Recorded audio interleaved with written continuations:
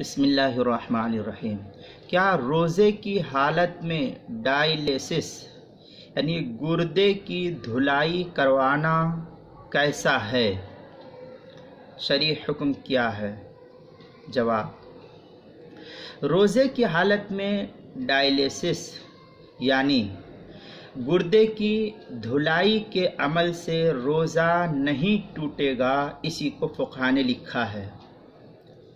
وجہ، کیونکہ اس عمل کا تعلق صرف خون کی صفائی سے ہے اور براہ راست جوف معدہ میں اس کے سبب کوئی چیز داخل نہیں ہوتی ہے۔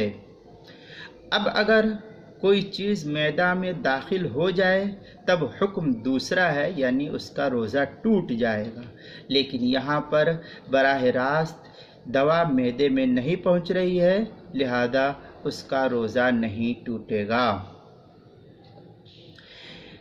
تاتارخانیہ تیسری جلد 389 صفحے پر ہے۔ وَأَكْثَرُ الْمَشَائِخِ اس کے تحت نقل کیا ہے لا يصل إلى الجوف لا يفسد۔ یہ پوری مکمل عبارت بہت لمبی ہے، میں نے شروع کا جملہ وَأَكْثَرُ الْمَشَائِخ سے لا يفسد تک لا يصل إلى الجوف لا يفسد تک پڑھا، یہ پوری عبارت ہے۔ شامیہ کی تیسری جلد 376 صفحے پر بھی اس کو نقل کیا ہے۔ اردو کتاب کتاب المسائل دوسری جلد 154 صفحے پر عنوان ہے روزے میں ڈائلیسس یعنی گردے کی دھلائی کرانا۔